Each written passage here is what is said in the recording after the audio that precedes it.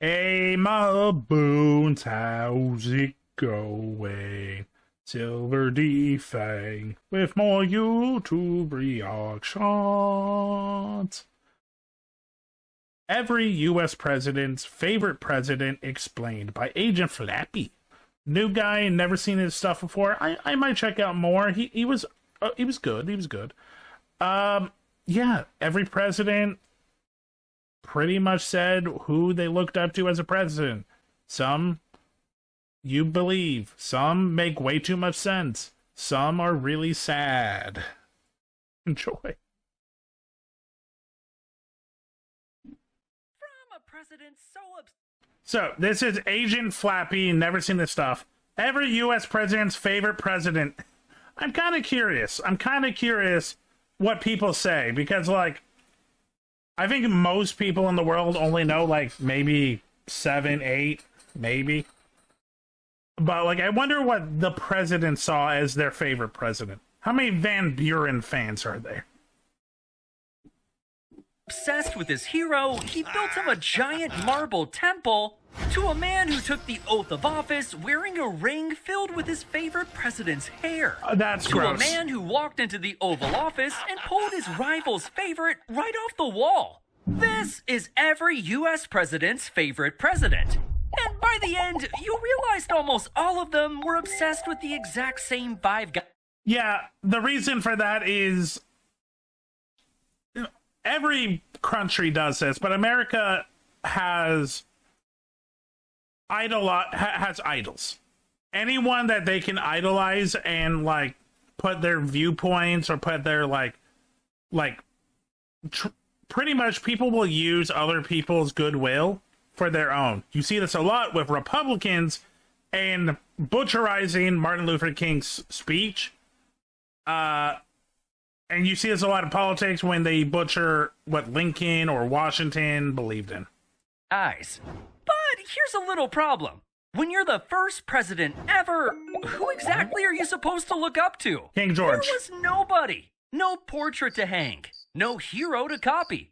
So Washington looked all the way back to ancient Rome, to a farmer general named Cincinnatus, who won a war, then gave all his power back and went home to his farm. Okay, that's fucking awesome. I don't know Cincinnatus. I love Cincinnatus too. Burns everything down. It's like, you deal with this. I'm going back and making beats. Washington loved that so much, he basically did the same thing. Sir, you invented the job and still found someone to copy. Respect. I mean, that is George Washington in a nutshell. George Washington wasn't a creator. Washington was a general. He was a soldier. He followed orders. He wasn't a leader. But poor John Adams had only one president to pick from. One. So his favorite president was George Washington, because it was him or nobody. And Adams knew him well. He'd spent 8 years as Washington's vice president, a job with so little real power that Adams himself griped it was the most insignificant office that ever the invention of man contrived. 8 years of standing around with nothing to do? Brutal! Thomas Jefferson picked Washington too. But then these two had a falling out so nasty that Nice to Washington meet you. flat out I'm stopped Dolph. speaking to him. Yeah, Washington and Jefferson butted heads a lot, mainly because they're both racist, but racist in different ways. And even though they had a rift, Jefferson always admired Washington as a foundational figure of America. But while Washington was the early favorite, somebody new was building a fan club. Thomas Jefferson himself. And fan number 1, James Madison, who was basically Jefferson's devoted disciple. Where Jefferson went, Madison followed. And fan number 2, James Monroe, another Jefferson protege. Yep, Shocker. The guys that were pretty much taught to be president by the president loved the president that taught him to be president. Jefferson had a whole entourage of future presidents who wanted to be just like him. The man started a trend. Now, What, you also want to own slaves and on your deathbed not even disown your, not even let your slaves free, even the mom of 7 of your children.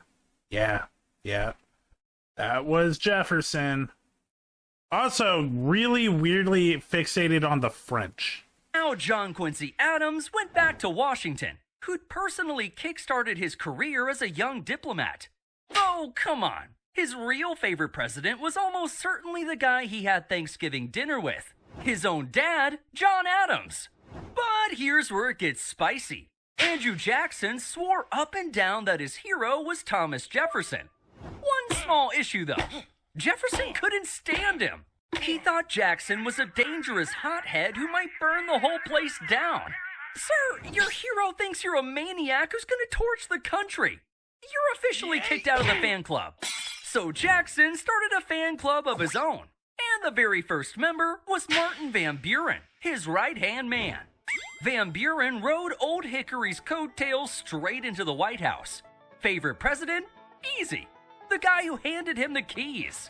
Then came William Henry Harrison, an old soldier who wrapped himself in the We're going to get a lot of who? image of George Washington every chance he got. In fact, by the way, Martin Van Buren, the only thing he's known for is dying. Not kidding. Just too bad he died 17 days into being president. He died just 31 days into office. But his replacement, John Tyler, was a diehard Virginia states' It wasn't rights Van Buren, it was man, the other guy. It was 31 days. Another vote for Thomas Jefferson. That's like the 5th one. Wow. Jefferson's running away with this thing. Wow. But Jackson wasn't Powerful white people that owned slaves really liked Jefferson. done. Because James K. Polk admired Old Hickory so much, his actual nickname was Young Hickory. I'm not kidding. The man was basically a Jackson tribute act. And honestly, kinda nailed the impression. And then there's Zachary Taylor, who's just gonna mess up the whole list. Because this guy was a career soldier who reportedly never even voted before becoming president. No political idol. No hero in the office. Nothing. Sir, you're supposed to have a favorite. That's the entire video. And Millard Fillmore, same energy. Barely a paper trail. Like every good Whig, he tipped his hat to Washington. Welcome all you Wapook I was underscore. just following for hanging out. I got a big Twitch streamer who Called it a day. But then the Jackson fan club Also, came you roaring didn't back. follow. Because Franklin Pierce was a loud and proud Jacksonian Democrat. So his guy was Andrew Jackson. And so was James Buchanan, who'd actually served as Jackson's minister to Russia. Basically his top diplomat over there. Damn, Russia in And the with that, the 1800s? Old That's a Hickory fan big club grows role. Even bigger. And hey, if you're enjoying watching these presidents fanboy over each other, you might want to hit that subscribe button. Otherwise, you and we got problems. But now We got the problems, goat steps up. We got problems, Birdman. What are you gonna do? Wolfman Incoming ad beats break. Birdman every day. And even Abraham Lincoln, the man half of this list would later worship, Yep. had a hero of his own. His pick, George Washington. Lincoln called him the mightiest name of earth. Even the legend looked up to a legend. But his successor, Andrew Johnson, was a dirt-poor, self-made Tennessee man. So, of course, his idol was the dirt-poor, self-made Tennessee man who came before him, Andrew Jackson. That's fair. But after Lincoln was gone, something happened. Everybody started picking him. Take Ulysses S. Grant. Which is funny. Ulysses S. Grant loving Lincoln is funny. Grant, super military, super soldier. You'd think like Washington. Abe was a fighter, but he wasn't a military man. He was very much political and very much a force of like presentation. So that is actually kind of interesting. Lincoln's winning general, who flat out called him the greatest man I ever knew. Then Rutherford Okay, B. this feels like Hayes, more of a buddy Lincoln. thing. Then James Garfield as a young congressman. When the news of Lincoln's murder broke, a furious, grieving crowd was on the edge of a riot in New York. And it was Garfield who climbed up onto a balcony and calmed them with a famous speech about how great Lincoln was. Then Chester Arthur, also Lincoln. Sheesh. Also a Lincoln's great got beard. a bigger fan club than Jefferson and Jackson combined. The one rebel, Grover Cleveland. a stubborn, old-school, small-government Democrat Who's also an asshole. who looked right past Lincoln and went all the way back to Thomas Jefferson. But Benjamin Harrison, Also a Union racist. general himself, snapped right back to the favorite, Lincoln. And William McKinley might have been the biggest Lincoln fan of all, because he didn't just admire the guy, he fought for him, carrying a musket in the Civil War as a teenager. Now that's a fan! But before I reveal Teddy Roosevelt's hero, let me introduce you to the sponsor of today's video, Odoo, the modern inventory system that helps you track Okay, products, that's fine. manage warehouses, and stop your Well, this is business from going on. descending into total chaos. Because, let's be honest, inventory One management second. can get messy fast. One product is out of stock, another shipment is delayed, and somehow your spreadsheet says you still have How are you 47 doing units today? sitting in the warehouse. Where did they go? But that's exactly where Odoo Inventory comes in. Because instead of manually tracking everything yourself, Odoo gives you real-time inventory Odoo. tracking, automated stock updates, barcode scanning, smart restocking, and warehouse management all in one place. And the best part, it's all connected. I'm when not gonna lie, I've never heard of Odoo. I kind of want to look into Odoo. This actually is kind of nice. customer places an order, Odoo can automatically update your inventory, generate invoices, manage shipping, and even trigger reordering rules when stock gets low. The days not a of running fan out of that, stock but okay. are officially over. Plus, it integrates with Odoo e-commerce, accounting, manufacturing, and more. So your entire business stays synced together. Oh, and Odoo Inventory is free forever, including hosting, Ooh. support, and unlimited users. Ooh. If you're already running a business or looking to start one, you can book a free consulting session with an Odoo expert. Oh, that's or nice. simply start a 15-day trial, no credit card required. Just click the link in the description and take control of your inventory today. Which brings us to the craziest superfan in American history, Theodore Roosevelt.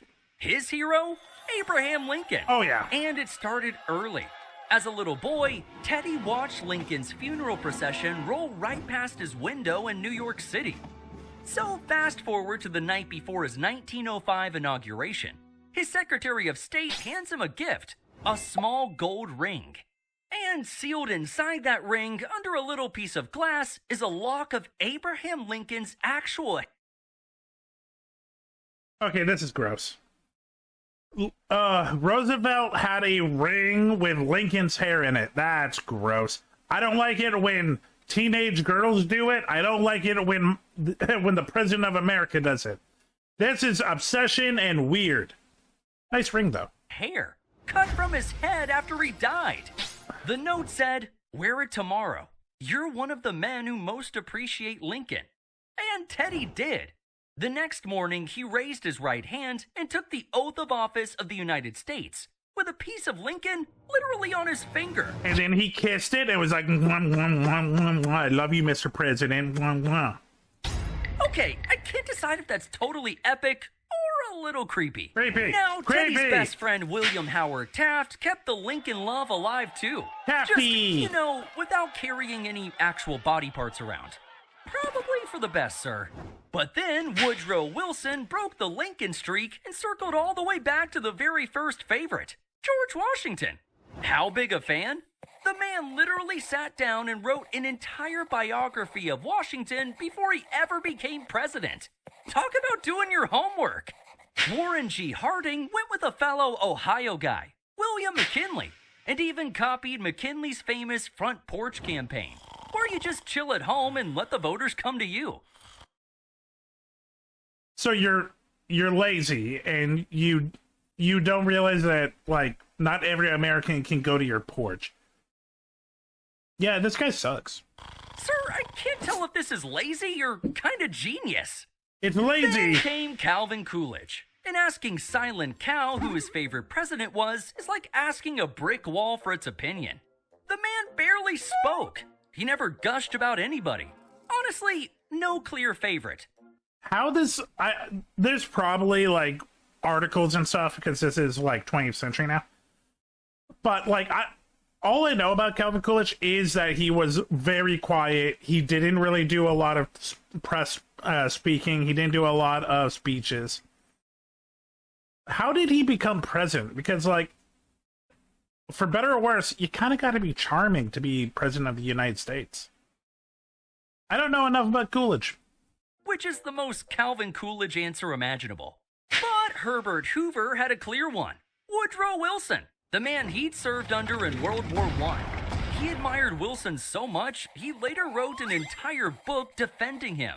And hey, if you made it this far and noticed the same 5 guys keep winning, stick around, because the modern presidents are about to turn this into a full-blown bidding war. Starting with Franklin D. Roosevelt. FDR. His favorite? FDR. Thomas Jefferson. Oh, no. And FDR No. didn't just say it. He built Jefferson a giant marble temple, the Jefferson Memorial, and personally dedicated it Look, even cool people can get things wrong. on Jefferson's 200th birthday. When your fandom comes with its own monuments, you just win. But Harry Truman went a totally different direction. Boo! His idol since boyhood was Andrew Jackson, the scrappy Oh, wow. The man that used the atomic bomb twice on Japan after Japan surrendered just so he can show abuse of power like the hothead president. I'm so shocked. If you can tell, fuck Truman. fighter from nothing who never ever backed down. In fact, Truman loved Jackson so much, he ranked him above Lincoln on his personal list of all-time greats. Bold take, sir. Bold take. Dwight Eisenhower, a 5-star general who won World War II, naturally looked up to America's first great general, George Washington. Soldier to soldier. But John F. Kennedy brought it right back to Jefferson. At a White House dinner. Again, JFK, like FDR, he did grow up privileged and white in America, but look, JFK is great. You could have bad taste in people, in heroes. Packed with Nobel Prize winners, JFK looked around the room and called it the greatest gathering of geniuses the building had ever seen, except for when Thomas Jefferson dined alone. Lyndon B. Johnson, though, only had eyes for one man. FDR? Franklin Roosevelt. Yeah! LBJ said FDR was like a father to him. And here's where it gets unbelievable. Richard Nixon's favorite president was Woodrow Wilson. He loved Wilson so much that when he moved into the Oval Office, he tracked down the Wilson desk just so he could work at the very same desk his hero had used. That's One tiny cute. problem, though. It wasn't Wilson's desk. Ha! Turns out it had belonged to a completely different Wilson. Nixon found out the truth and stubbornly kept using it anyway. Are you telling me this isn't Woodrow Wilson's volleyball? Ugh. But here's the kicker. That desk, the one he picked out of pure hero worship, Nixon had it secretly bugged with hidden microphones. And those recordings became the Watergate tapes, the exact evidence that blew up his presidency and forced him to resign in disgrace. So the desk he loved is the desk that took him down. Now, after a scandal like that, the country needed somebody calm and steady. Enter Gerald Ford, who, like so many before him, quietly tipped his cap to Abraham Lincoln. Jimmy Carter went with Harry Truman. He admired Truman's plain-spoken, do-the-right-thing honesty. I didn't like Jimmy Carter before, but now I hate Jimmy Carter because he liked Truman. That same the buck stops here grit. But Ronald Reagan might have the most surprising pick of all. I'm gonna guess Reagan loved Reagan. No, Reagan loved Fidel Castro. As president, he hung a portrait of Calvin Coolidge in the cabinet room, the quiet, tax-cutting conservative he wanted to model himself after. But Oh my god. That makes way too much sense. here's the twist. As a young man, Reagan's hero wasn't a Republican at all. It was Franklin Roosevelt. Reagan voted for FDR 4 times and could recite his speeches from memory. Yeah, then he A got Republican rich and icon powerful. Whose first love was the New Deal Democrat? History's full of plot twists, folks. It's not a plot twist, it's normal. Low to middle wage people who want, change, as soon as they get a little bit of taste, it's like, whoa, now you want my money? It was okay when I wanted other people's money, but now that I have power, I want to keep that power with me and my friends.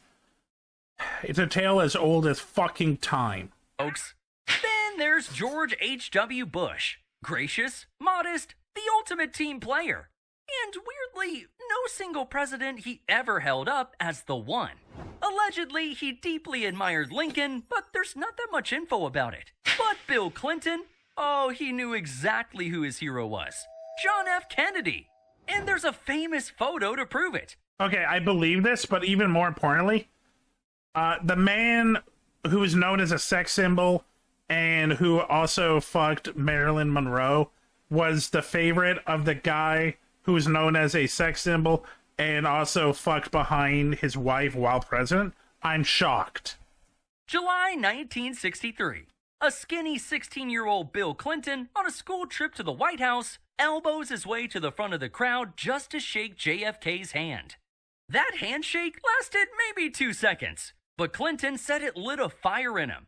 That was the moment he decided, Sir, one day I want to be president and fuck women behind my wife. Maybe I'll fuck the modern Marilyn Monroe. Well, he didn't get Marilyn Monroe, but he got what's her name. to spend his whole life in politics. 30 years later, that same kid was standing in the Oval Office as president. Sir, can I shake your hand? Maybe it'll be President Flappy in a couple years. Maybe. You don't want that, George Flappy. W. Bush picked Harry Truman. See, Truman left office deeply unpopular. Wow. This makes way too much sense. The idiot, bashful, military first guy loved the other brash, idiot military guy. Oh my god. This makes so much sense. And yet, decades later, history came to rank him as one of the greats. All because he made the hard calls instead of the popular ones. No, fuck you. He didn't make the hard calls. He made the disgusting calls. Bush left office unpopular too, and was betting on the exact same comeback. What? You started a war with the wrong country that attacked you for oil, but called it patriotism? One of the longest, bloodiest, most expensive wars in your country? Shocker. And Barack Obama? Take a wild guess. Obama! Yep, Abraham Lincoln again. Obama announced his run for president in Lincoln's old hometown of Springfield. He took the oath of office on Lincoln's actual Bible. And he even built his cabinet straight out of a book about Lincolns. Lincoln, Lincoln, Lincoln. The man's been quietly winning this whole thing for 150 years. But Donald Trump went old school, hanging a portrait of Andrew Jackson right there in the Oval Office. Again, that makes the tough, sense. take no prisoners outsider who fought the establishment. And here's the part nobody sees coming. That's the same Andrew Jackson that Democrat Harry Truman idolized. Not shocked. A favorite cheered by a Democrat and a Republican. Because it doesn't matter. It doesn't matter because what they are is arrogant, bombastic bullies. That's the combination. Republican, Democrat, it doesn't matter. They're not either. They're assholes that like power and abusing other countries. Which brings us all the way home to Joe Biden. Obama? His pick? Franklin Roosevelt. Oh. So on his very first day, Biden hung a massive portrait of FDR right over the Oval Office That fireplace. kind of makes sense, actually. And took Trump's Andrew Jackson down off the wall to make room for him. One president's hero swapped out for another's. But after more than 200 years of presidents, here's the wildest part. Out of everybody, all the generals, all the geniuses, all the giants, it really comes down to the same 5 names. Over and over and over. Washington, Jefferson, Jackson, Lincoln, Roosevelt. Left or right? North or south? Democrat or Republican? A tiny handful of legends that every single generation keeps reaching back to grab. But here's the other thing about presidents. Sometimes the line between them is razor thin. 'Cause for every president who admired the guy who came before him, there's a pair who absolutely couldn't stand each other. So next, these are US presidents who secretly hated each other. From name-calling, to backstabbing, to full-blown political sabotage. Yeah, there's a lot of that. This was fun. Thanks, Flappy. And I'm shocked by a couple of the choices, but more importantly, some of them makes way too much fucking sense. Oh, God. Okay, that was fun. Thanks for checking out this video. Check me out on Twitch, SilverDFanng, 2 N's in Fang. Check me out on Twitter and Blue Sky under the same name. Also TikTok. Have a great night.